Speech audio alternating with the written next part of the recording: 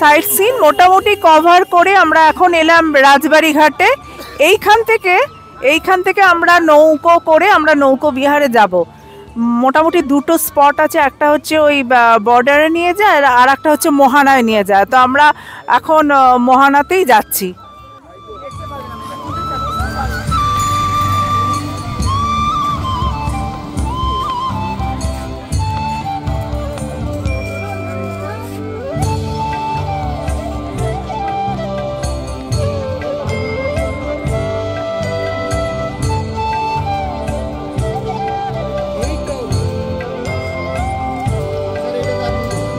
এটাতে আচ্ছা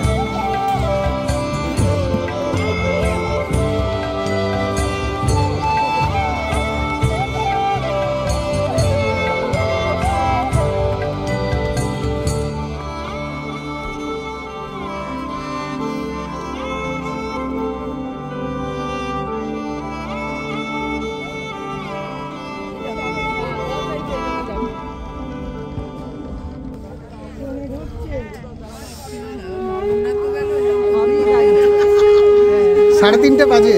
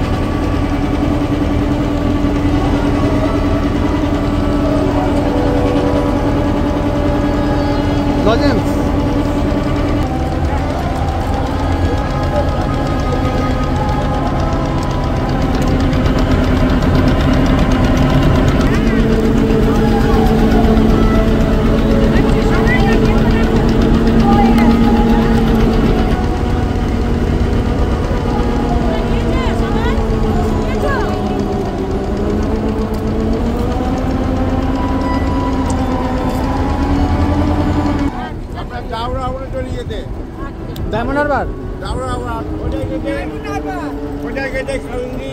সুন্দরবন একদিকে হলো, বাঁদিকে হলো আমরা বাংলাদেশ, ডানদিকে ইন্ডিয়া।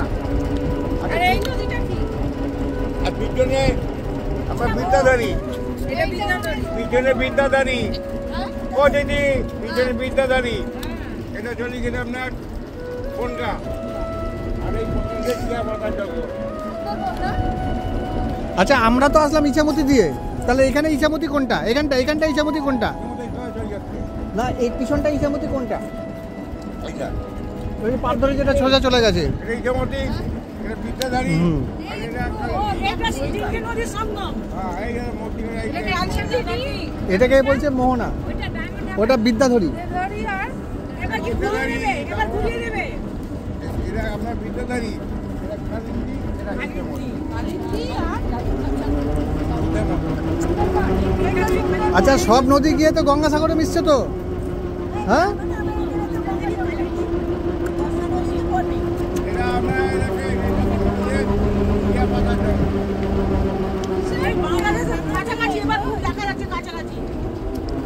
এবার মাঝখান দিয়ে যাবে তো নৌকাটা, না সাইড দিয়ে যাবে? এ বললো মাঝখান দিয়ে যাবে। আরে মাঝখান দিয়ে চলুন না, একটুখানি তুলি না ছবি।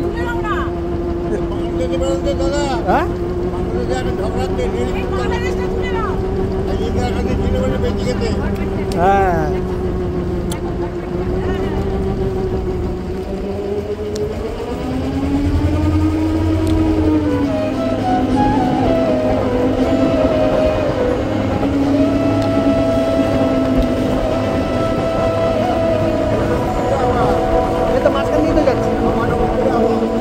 মাঝখান দিয়ে তো যাচ্ছে গো, মাঝখান দিয়ে তো যাচ্ছে।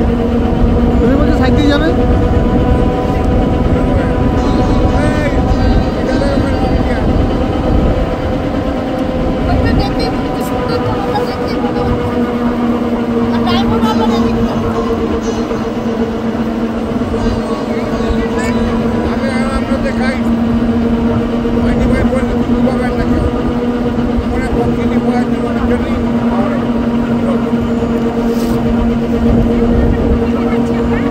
যেখান থেকে উঠেছিলাম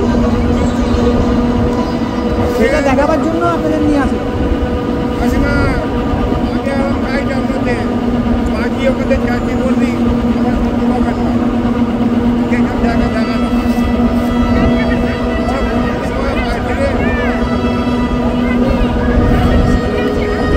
কোথায় বাংলাদেশ?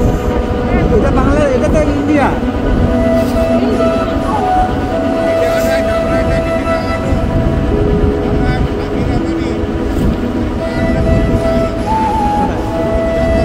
এখানে ঝামেলা হয়েছে।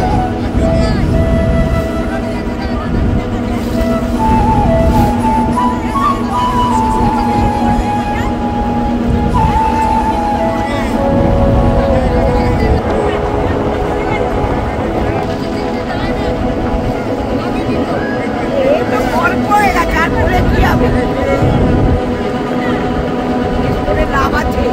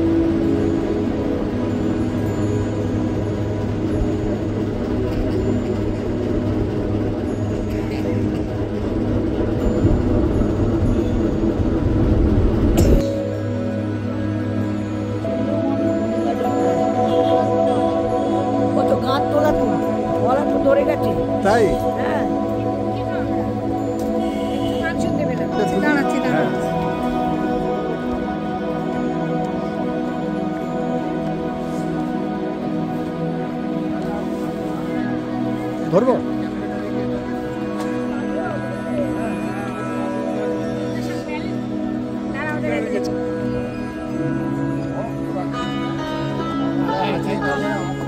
ধরুন।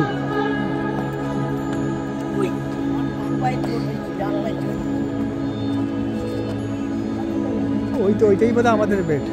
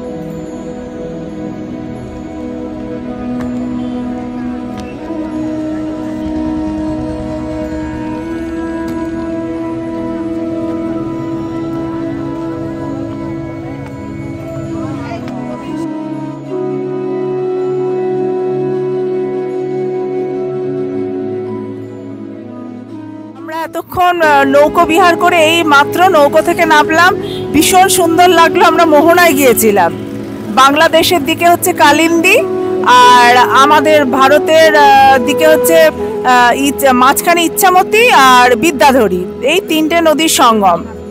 তো এখানে এসে নৌকো থেকে নেবে আমরা এবার আমাদের টি ব্রেক হচ্ছে, সবাই এখন আমরা বসেছি একত্রে। এবার এখান থেকে আর যাব আমরা ওই দু তিনটে আরো কয়েকটা জায়গা বাকি আছে দেখে, রামকৃষ্ণ মিশন, ওখানে বাসে করে ওই ব্রহ্মানন্দের বাড়ি দেখার ইচ্ছা আর স্বামী শিবানন্দের বাড়ি দেখার ইচ্ছা। তারপর আবার আপনাদের সাথে আমরা মিলিত হচ্ছি।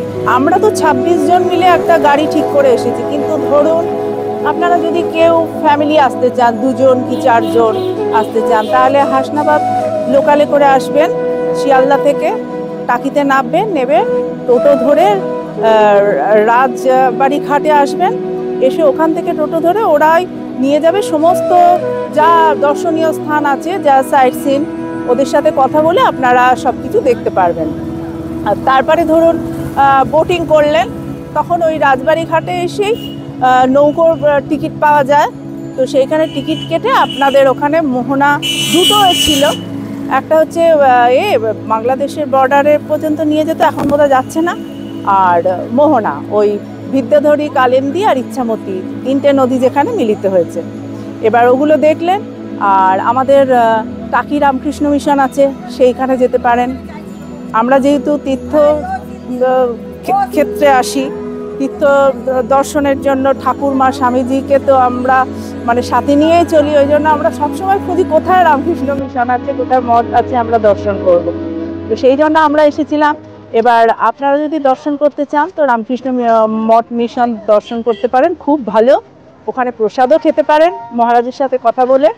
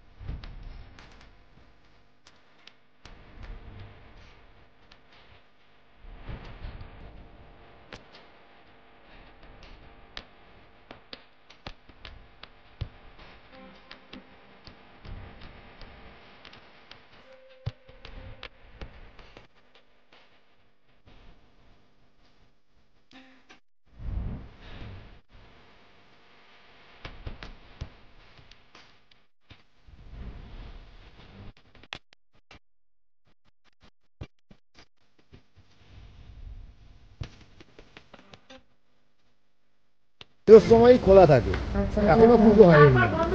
হ্যাঁ, ঘোষবাড়িরা থাকে কোথায় এখন? কলকাতা। আচ্ছা, বাড়িটা আগে এরকম দেখতে ছিল। না দালানটা এখনো ওরকম না, খুব সুন্দর দালানটা।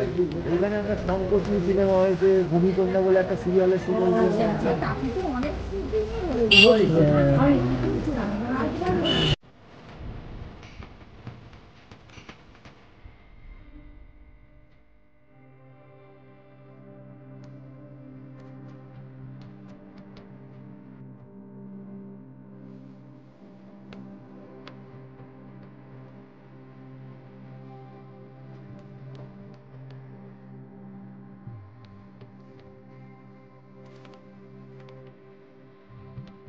টাকি শ্মশান, এখানে ইলেকট্রিক চুল দিলে কাঠে ফোড়ায়, ওই যে পোড়াচ্ছি, ভিতরে পোড়াচ্ছি বডি। জানেন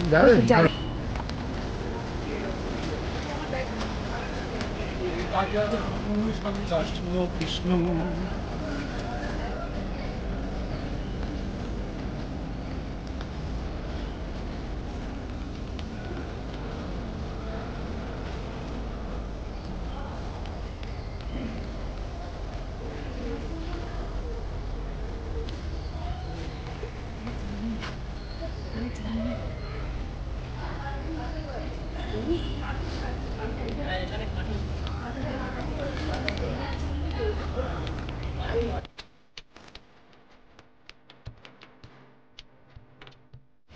যেখান থেকে জীবনের শুরু, এই যে আমরা এত আনন্দ করলাম, এত ঘুরলাম, প্রকৃতিকে এত কাছ থেকে পেলাম, আবার দেখুন আমরা এই মুহূর্তে এসে দাঁড়িয়েছি টাকি শ্মশানে। একটা মৃতদেহ উঠছে, কিন্তু আমাদের জীবনের একমাত্র সত্য কিন্তু মৃত্যু। আর কিছু যাই ঘটনা ঘটুক না ঘটুক, মৃত্যু কিন্তু আসবেই। স্বামীজি বলেছিলেন না, আমরা প্রত্যেকটা দিন আমরা সবাই মৃত্যুকে নিয়ে ঘুরি। মৃত্যুকে উনি জয় করতে বলেছিলেন, মৃত্যুকে ভয় পেতে উনি বারণ করেছিলেন। তো সেই এই যে দেখছি একটা মানুষ হয়তো কালকে পর্যন্ত হয়তো জীবিত ছিলেন উনি, আজকে উনি মৃত। অগ্নি স্নানে উনি এখন এই মানব জন্মের চক্র উনি সমাপ্ত করছেন।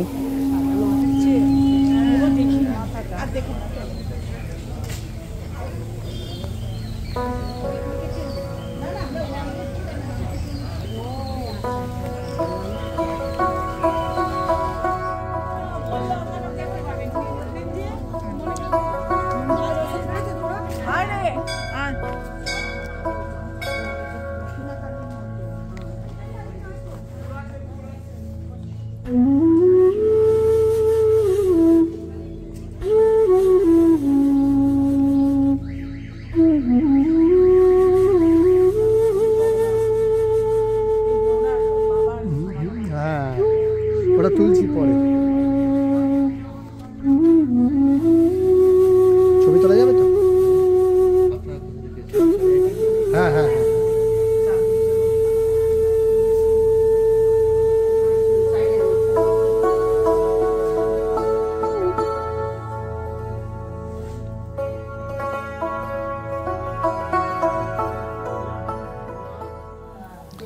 আপনারা তো টাকিতে এসেছেন।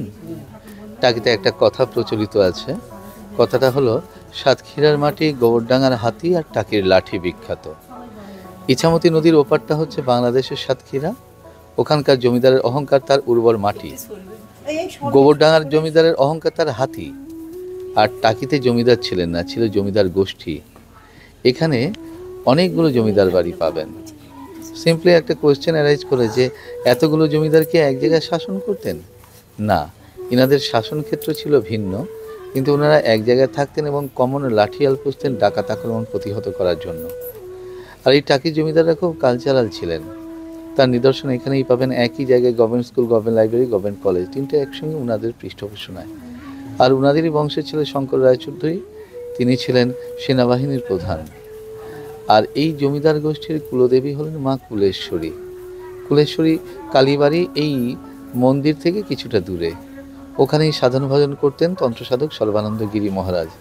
তিনি 10 বছর আগে এই মন্দিরটা তৈরি করেন, কারণ ওখানে লোক সমাগম বেশি হতো এবং তন্ত্র সাধনায় বিঘ্ন ঘটত। এখানে তন্ত্র সাধনা করবার জন্য এই মন্দিরটা মুখ্যত তিনি নির্মাণ করেন। 2 বছর উনি তত্ত্বাবধান করেন, 8 বছর আগে দেহ রাখেন। আপনাদের পেছনে তার সমাধি মন্দির, ওখানে বিগ্রহ যেভাবে বসানো আছে ওখানে ওইভাবে বসিয়েই ওনাকে সমাধিস্থ করা হয়, কারণ উনি ছিলেন তন্ত্র সাধক। মাঝখানে যে মাকে আপনারা দেখছেন উনি হচ্ছেন সেই টাকির জমিদারদের কুলদেবী মা কুলেশ্বরীর প্রতিরূপ। কেন আমি কালী বলছি না সরাসরি? কারণ মহাদেবের মাথাটা উল্টো দিকে আছে। আর আপনাদের বাঁ দিকে নীল রঙের যে মা, উনি হচ্ছেন বিদ্যার আদিদেবী। সরস্বতী বিদ্যার আদিদেবী ছিলেন না, বিদ্যার আদিদেবী ছিলেন ভদ্রকালী বা নীল সরস্বতী, যার জন্য আমরা সরস্বতী পূজায় অঞ্জলির মন্ত্র বলি, সরস্বত্যই নমো নিত্যম ভদ্রকাল্যই নমো নমো। সেই ভদ্রকালী। বাচ্চারা পড়াশোনা করছে না, চঞ্চল, মাথায় রাখতে পারছে না, তখন ওই নীল সরস্বতী বা ভদ্রকালীর পুজো করা হয়। আর আপনাদের ডান দিকে হলুদ রঙের যে মা, উনি হচ্ছেন তন্ত্র সাধনার মোস্ট পাওয়ারফুল দেবী, মা বগলা। কেউ বগলামুখী বলেন, কেউ বগলা সুন্দরী বলেন। মা কুলেশ্বরী এবং মা ভদ্রকালীর দৃষ্টিটা সম্মুখে, কিন্তু মা বগলার দৃষ্টিটা তির্যক, বাঁকা, কারণ ওই পাওয়ারটা আমরা নিতে পারবো না বা সহ্য করতে পারবো না। মা বগলার প্রিয় কালার হচ্ছে ইয়েলো, হলুদ ফুল, হলুদ ফল, হলুদ শাড়ি তিনি ভালোবাসেন, আর তার প্রিয় বার হচ্ছে মঙ্গলবার। মা বগলা বাঁহাতে একটা সবুজ রঙের অসুরের জীব ধরে আছেন, মদন অসুরের জীব ধরে আছেন। ওখান থেকে উনি এটাই বলতে চাইছেন যে মানুষ, তোমার যদি সবচেয়ে বড় শত্রু কেউ হয়ে থাকে, তোমার নিজের জীব হলো তোমার সবচেয়ে বড় শত্রু। সো কন্ট্রোল ইওর টাং, তোমার জীবকে সংযত করো আহারে এবং বাক্যে, তাহলে নিজে সুখী হবে, জগৎ সুখী হবেন। এই 3 শক্তি এক জায়গায় বলে এই মন্দিরের নাম ত্রিশক্তি মন্দির। জয় মা, আপনারা সবাই ভালো থাকুন। ধন্যবাদ আপনাকে।